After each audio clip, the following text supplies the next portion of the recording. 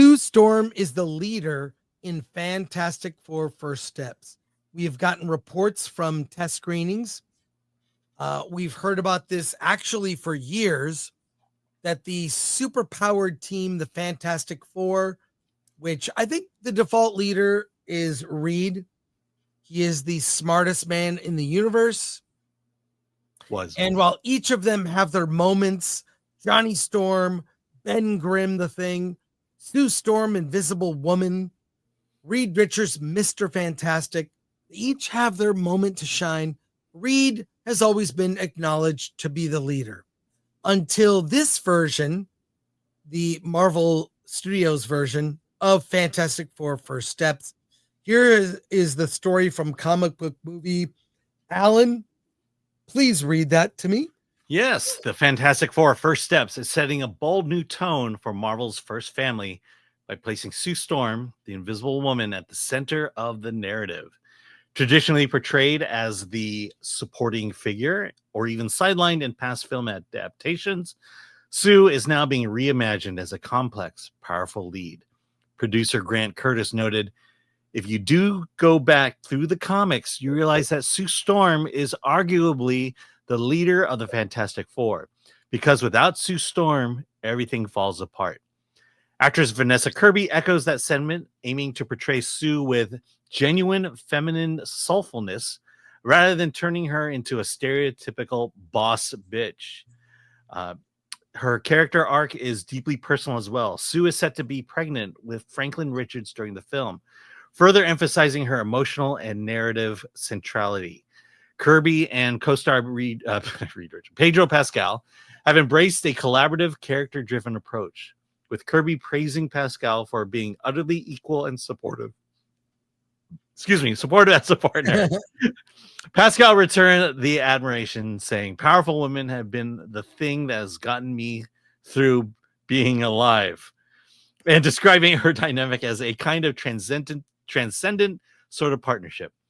The story, set in 1960s inspired retro futuristic world, follows Fantastic Four as they balance family and heroism while confronting the cosmic threat of Galactus and the Silver Surfer.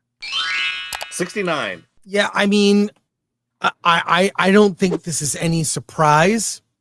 I think the reason this is, even though we've heard reports that, Marvel's, hey, we're backing off. This whole MCU thing, it's not real. I just think the problem is it's the, these big corporations. It's kind of the deep state version. Certain things can't just get out of government. And I think in a corporation, there's certain concepts and ideas, because Disney is a girl brand. Let's be fair. Disney is a girl brand with a lot of things that appeal to men, stories that also appeal to men, but you can't take it out. It's embedded. It's ingrained in the very culture of Disney and, yes, Marvel. I don't think they could make a strong male-led movie now. We've seen it. They seem incapable. And look, no one would doubt that, like, Sue Storm is absolutely powerful and a big part and a strong character in the way that Ripley is strong in the Alien films, right? But they're equal, not in a way that diminishes the male character's contributions. I'm just, the more I see of Fantastic Four, the less excited I am based on what I've seen. Alan, what do you think? So this is one thing that I've learned in my life growing up here in America. This idea of equality. The reality is no one wants equality. Everyone wants power. And when you don't have power, you call it equality. You say we need equality until they get power. So for decades, the tradition was men were the leaders, women were the followers. No, we want equality. We can lead just like men.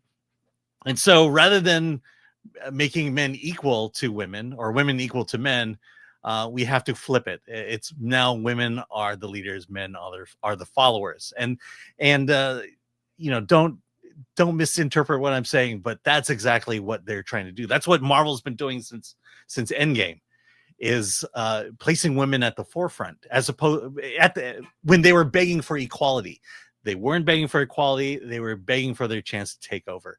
And you can liken that to the culture wars in general. I don't want to get political here, but it's not just men and women. It's in race, it's in sexual orientation, it's in everything. Everyone wants power, and it's always under the guise of equality. That's my biggest issue with all of this. Sure, there have been women in the world who have exuded leadership, and people followed them.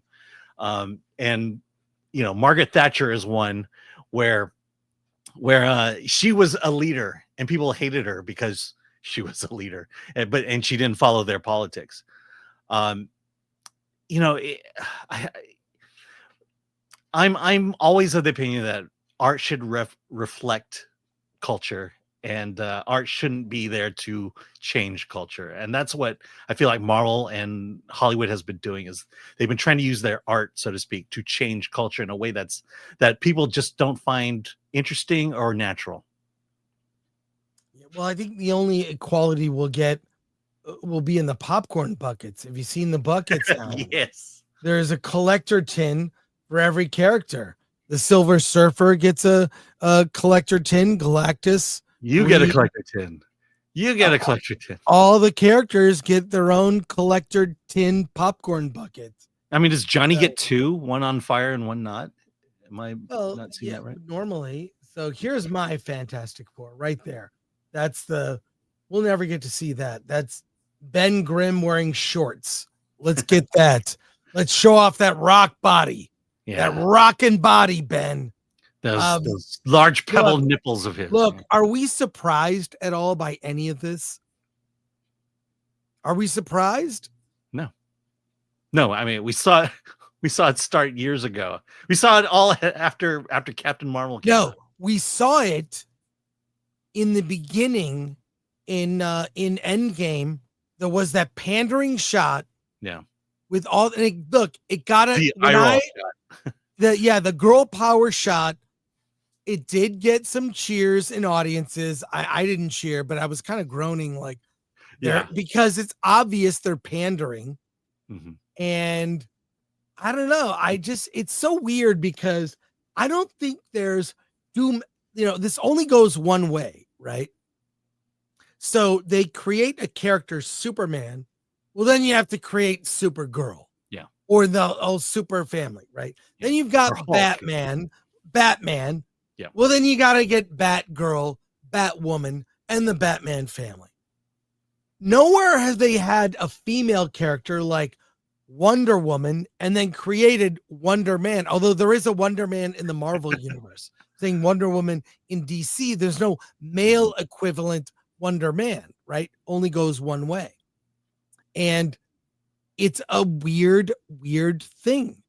And they say, when girls and boys play with things, play with toys and characters, they say that women young girls want to see themselves in characters, and boys want to be the character. So a young girl sees herself in Batman or whatever character. A young boy wants to be Batman. Distinction, right? So, I don't know. I think what you're going to do is you're going to lose more and more of the male audience, especially because Fantastic Four opens so close to Superman, which I think it has going to have a big appeal to kids. Everything we've seen, Crypto the dog is going to be a lovable hit, just like Groot and Rocket Raccoon. Just watch. It's a crypto summer, folks. Get used to it. But people are not gushing over Herbie. They're just not. Herbie, the robot. You didn't even know. You thought I meant Love Bug. No, I know who Herbie is. I watched the cartoon. All right. I have one issue where he's actually in the comic book.